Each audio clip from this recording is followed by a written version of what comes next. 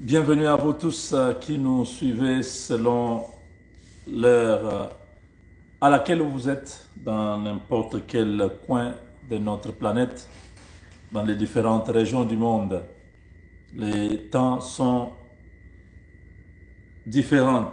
Et aujourd'hui, mes chers amis, nous sommes très heureux de vous annoncer que après la signature de l'accord de paix, un accord qui a ouvert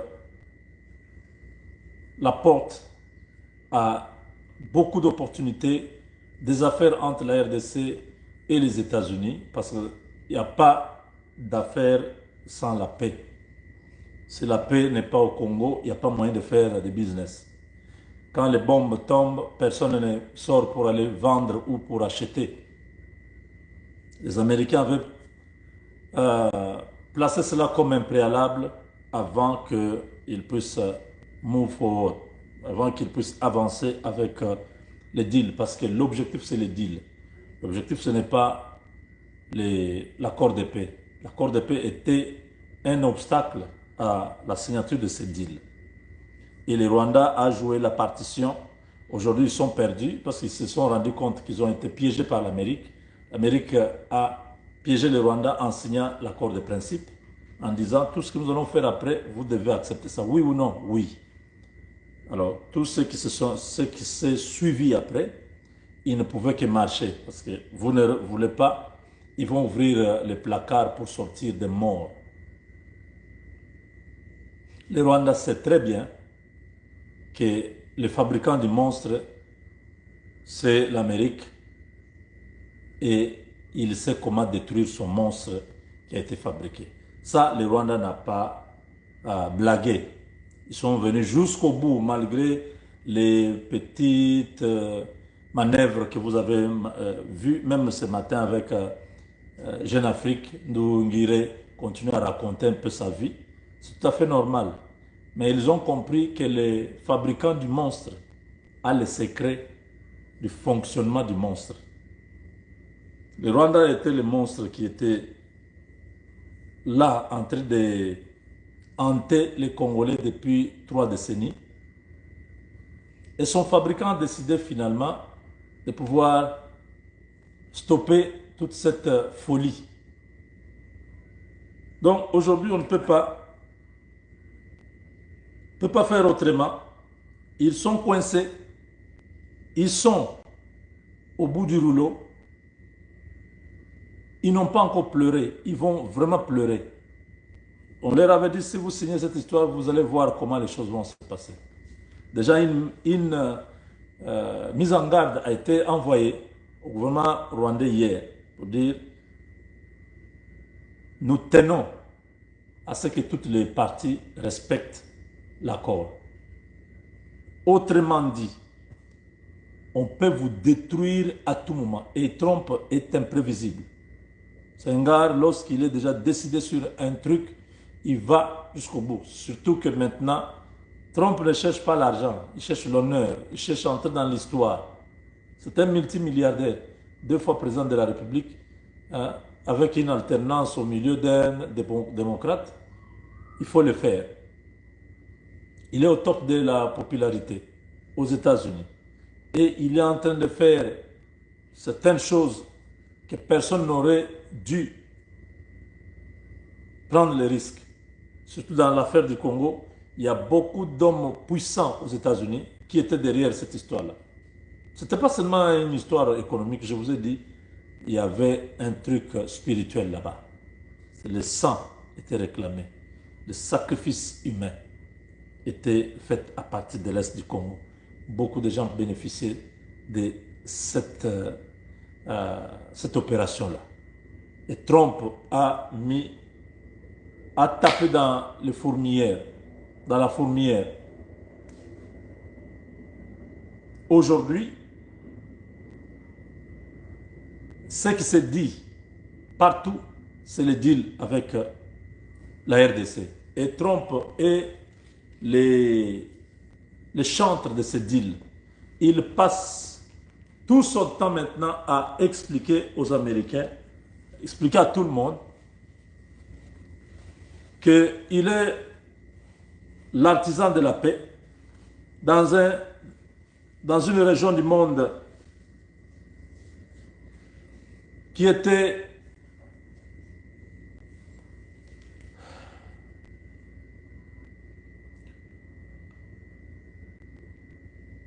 dans un conflit de près de 3 décennies. Et lui l'a fait. Il a mis fin à ces conflits-là. Il est passé encore à une chaîne. Attendez, je vais vous trouver tout à l'heure là.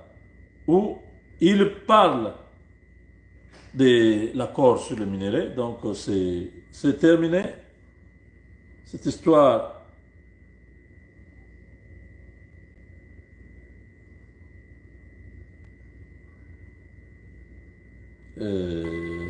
Voilà. Our country. I believe, pardon me, I believe that half of the world's cobalt is in the Congo. Yeah. Are you going to be able to help develop that? Will the U.S. participate in developing that cobalt? Yeah, they want me to. They actually want me to. The head, who is a very respected guy, you know, look, I just stopped the war. This war was going on for 30 years. 6 million people were killed between Congo and Rwanda. And my people came to me, they say, they want you, they don't want China, they don't want Russia. To our country. Je crois que vous vous souvenez de cette chaîne. Je vous avais dit que c'est une chaîne publique aux États-Unis qui a la tendance républicaine. Ici, nous avons CNN d'un côté et Fox News de l'autre. Ce sont les deux grands. Quand vous passez là-bas, c'est tous les pays, c'est l'opinion nationale qui est connectée sur Fox News ou sur CNN. Mais comme CNN, ce sont les démocrates, bon, ils ont cette tendance, sont financés par des fondations des démocrates. Et Fox, ici que vous voyez, ça c'est une chaîne de conservateurs, ils sont plus à droite. Donc voilà. Le président Tshisekedi a fait passer les messages sur cette chaîne. Vous vous rappelez l'interview qu'il a eue avec un homme, un blanc comme ça, il y a je crois 2 ou 3 mois. C'était sur Fox. Et c'est sur Fox que Trump est en train d'annoncer, après la signature de paix, bien sûr, les journalistes de Fox sont venus le voir pour dire, Monsieur le Président, il semble que le Congo, c'est le seul pays qui a la moitié du cobalt du monde. Il y a 196 pays au monde. Un seul pays en Afrique, là-bas, au centre, a la moitié du cobalt, ces minerais qui est utilisé dans la nouvelle technologie de la transition énergétique, donc les batteries électriques, tout ça. Le cobalt est utilisé dans beaucoup d'applications, beaucoup de choses aujourd'hui dans la technologie moderne. Donc cette matière-là, Monsieur le Président, c'est seulement au Congo. La moitié, c'est au Congo. Les 195 pays du monde se partagent l'autre moitié. Il dit oui. Et d'ailleurs, je l'ai fait parce que je viens de mettre fin à une guerre qui a décimé, qui a... la guerre, il y a quelque part où il dit, Trump dit que les victimes de la guerre de 30 ans au Congo sont plus nombreux que les victimes de la Deuxième Guerre mondiale. Je vous dis les statistiques, ces gens, c'est eux. Eux, ils ont la possibilité d'avoir ces statistiques. Nous, on n'en a pas. Ils ont des satellites, ils ont tous les moyens. Et Trump est en train d'expliquer que oui. Mes gars sont venus me dire, Président, faisons ça, aidons ces pays. La RDC a refusé d'aller vers la Chine, il a refusé d'aller vers les Russes. Ils ont dit que moi, je puisse les aider à développer toutes les chaînes de valeur. Donc, vous avez compris quand je vous ai dit que cette histoire, Trump s'est investi personnellement. Le beau-père de sa fille est impliqué directement. Boulos, vous comprenez? Ça devient leur affaire. Rubio, le ministre, est impliqué directement. C'est l'administration Trump qui a pris la RDC pour mettre fin à l'hégémonie chinoise et à l'expansion russe. Les Russes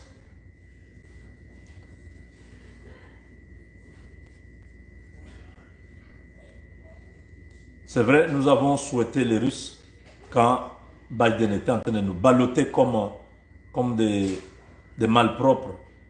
Aujourd'hui que Trump est là, pourquoi on doit souhaiter les Russes au Congo? On doit souhaiter les Chinois au Congo. Ni les Russes, ni les Chinois n'ont pas encore un pays qu'ils ont développé. Il n'y en a pas. Chez eux, ils sont en train de faire beaucoup de prouesses. Nous sommes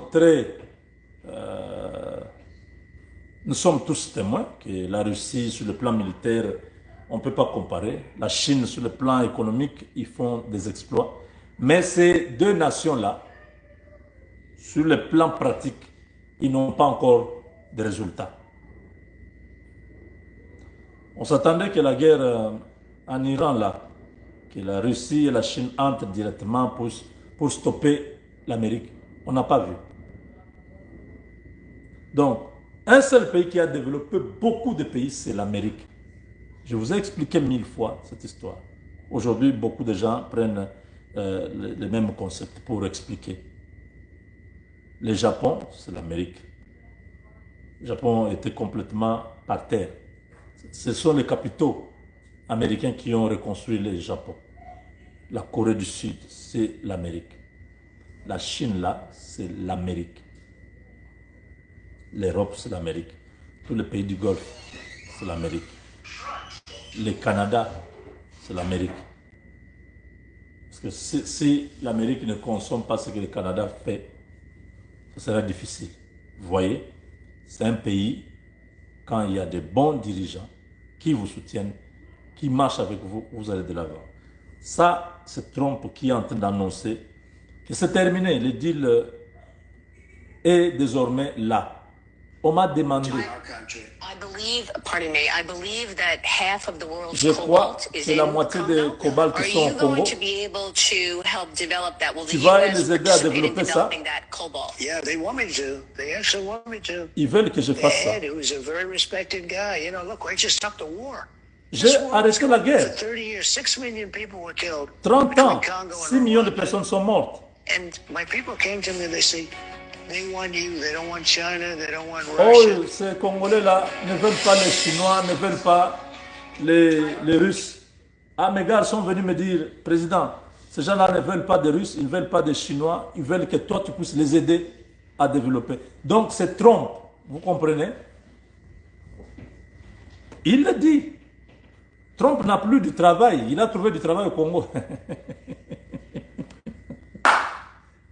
Trump, tous les jours, rêve le Congo. Vous ne comprenez pas. Un président américain ne peut pas aller bas comme ça en Afrique. Ça n'a jamais existé. Où il doit commencer à parler d'un pays tous les jours? Non, ça n'existe pas. Ils ont beaucoup de choses à faire en tant que pays leader du monde. Mais regardez ces présidents-là. Il dort, il se réveille sur le dossier du Congo. Tous les journalistes viennent lui poser la question. Ce deal-là, c'est comment, président? Nous tous, on va aller. Fox sera au Congo. Il dit, oui, oui, il faut venir au Congo avec moi. Monsieur le président, vous êtes sûr? Bien sûr. Vous tous, vous serez avec moi au Congo. On va bâtir ce pays. They want me to do it. Ils veulent que moi, je puisse faire ça, que je puisse les aider à développer. Ça, c'est la journaliste qui dit, oh, donc vous allez vraiment aider ce pays-là? Oui, oui, oui, c'est moi, je vais le faire. D'ailleurs, je viens d'arrêter la guerre. Pendant que vous, on continue à vous dire, non, la guerre là, et un Nanga parle encore. Nanga va un matin se retrouver en enfer sans se réveiller. Il y a des gens, ils se réveillent, il était avec vous et puis il meurt. Bon, on dit qu'il était là et puis il est parti. Il y a des gens comme Nanga, il n'aura jamais l'occasion d'ouvrir les yeux pour voir pour la dernière fois le monde. Il va se retrouver directement en enfer. Ces gars qui vous parlent là, ça c'est les chefs des bandits. Vous avez compris? L'Amérique, c'est un pays qui est le chef de gang. Si on vous dit au capitalisme, on vous vole votre argent, on vous fait ceci, c'est l'Amérique qui est leur chef. La France, là, sont des petits superviseurs dans le système. Oui, on l'envoie du bon, toi, va exécuter telle chose. Mais leur boss, quand vous entrez là, le chef de la mafia, c'est les États-Unis. Et les États-Unis comme pays est représenté par ces gars-là. Donc, s'il y a celui que vous devez croire, c'est celui-ci. I believe that half of the world's cobalt is in the Congo. Yeah. Are you going to be able to help develop that? Will the U.S. participate in developing that cobalt? Yeah, they want me to. They actually want me to. The head, who was a very respected. Est-ce que US, vous allez aider ces gens à développer leurs minéraux? Parce qu'il semble que la moitié des cobalt du monde, c'est au Congo. Je dis oui. Est-ce que vous allez les aider vraiment à développer ces minéraux-là, tout ça, donc à exploiter et tout ça, faire le processing jusqu'au produit fini? Il dit oui, oui, they want me to do, they want me to do.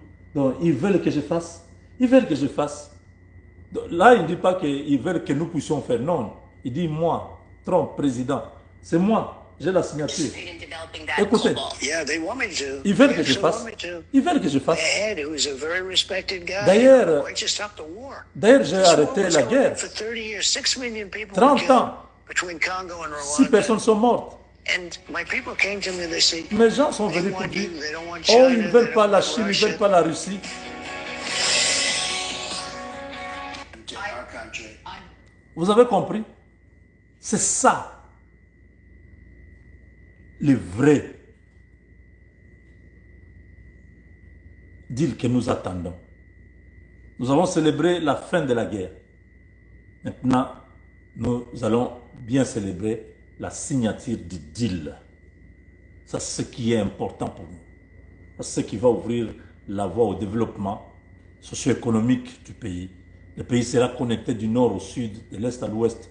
Nous aurons plusieurs zones économiques qui vont booster la croissance économique du pays. Au centre, au nord, au sud, à l'est, à l'ouest, nous aurons des grands corridors qui vont évacuer. Nous avons plein de potentiel dans le pays et tous les pays qui sont autour de nous automatiquement sont dans les réseaux de la distribution de tout ce qui sera produit au Congo. Tous ces pays ont besoin d'avoir des leaderships sincères pour travailler avec la RDC. Des hypocrites comme Kagame, comme Museveni, tous ces individus-là, on n'en a rien à foutre. On n'en a rien à foutre. Ce deal va cimenter le déclenchement d'un nouveau Congo. Le Congo que je vous prêche tous les jours. Le Congo que nous avons toujours rêvé. Pas le Congo qui a été humilié. Le Congo qui a été piétiné par les ennemis qui ne voulaient pas du bonheur du peuple. Quand ils voient le peuple souffrir, ils sont contents. Ils n'ont jamais apprécié que les choses marchent. Ils n'ont jamais souhaité que les choses marchent. Mais nous avons fait le travail. Nous avons donné de l'énergie, même à nos dirigeants, à croire. À un moment donné, ils ne croyaient plus. Nous leur avons dit non, les Américains ils veulent ça. Il faut que vous puissiez vous approcher d'eux. Et voilà. On ne parle plus beaucoup. C'est eux qui sont en train de faire la propagande, la publicité. C'est Trump qui fait la publicité. C'est Trump qui s'adresse au peuple américain à travers tous ces réseaux de médias indépendants. Donc voilà, chers amis, désormais, après la signature de l'accord de paix, nous passons maintenant à l'étape sérieuse de l'accord, le deal qui doit être signé au début du mois prochain. Aujourd'hui, c'est le jour de l'indépendance. Bonne fête de l'indépendance à tous les Congolais, à toutes les Congolaises. Que mon Dieu vous soit encore favorable, que les jours à venir, que nous puissions vivre la vraie indépendance, comme le président Tshisekedi l'a dit. Nous voulons aller vers la conquête de ce que nous méritons, là où nous devons être. Nous ne devons pas continuer à être tirés par le poids de notre passé. Non, il faut se décharger du passé et se concentrer pour construire l'avenir. C'est ce qui est important parce que le passé est déjà arrivé. On ne changera pas. Mais l'avenir, nous avons encore la possibilité de changer et léguer un Congo prospère à nos enfants et à nos petits-enfants. Avec Dieu, nous vaincrons.